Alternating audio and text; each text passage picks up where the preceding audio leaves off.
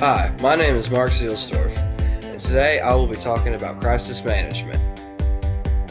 In its simplest form, crisis management is about effectively addressing the needs and concerns of impacted people. When stakeholders perceive that the company isn't meeting their needs or doesn't care, human-related complications and barriers to crisis resolution will arise, such as misunderstandings, hostilities, outrage, fear, revenge, and blame. So in this video we will look at how to prevent just that. But before a crisis even arises, your public image and credibility as the decision maker. If your stakeholders cannot put trust and reliability in you, you have failed before the crisis ever began. The crisis will just be your death certificate. So for this, you must remember that your stakeholders will be your biggest resource. A few things you could do to assure this would be to have your credibility and reputation already built up for when a crisis happens. Anticipate and plan for the worst case scenario, even when everything's going perfect. It's not if a crisis hits, it's when. And a great way to anticipate and establish credibility is by sharing a contingency plan with your employees, so they know exactly what to expect in case.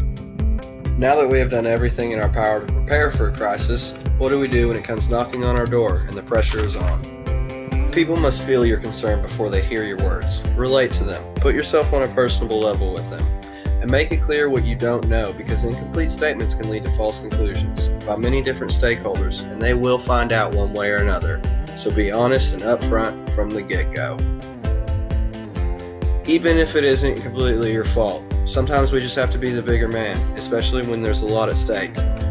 Make your confidence become contagious to other stakeholders. Give them reassurances, but don't lie. Be firm. And always remember that your employees are your most important stakeholders and your biggest defense. One of the most famous examples of excellent crisis management is the Johnson & Johnson cyanide nightmare. This was caused by a culprit who tampered with Tylenol bottles and injected cyanide into the capsules of each pill. This resulted in 7 dead in Chicago. Although Johnson & Johnson knew they were not responsible for the tampering of the product, they assumed responsibility by ensuring public safety first and recalled all of their capsules from the market.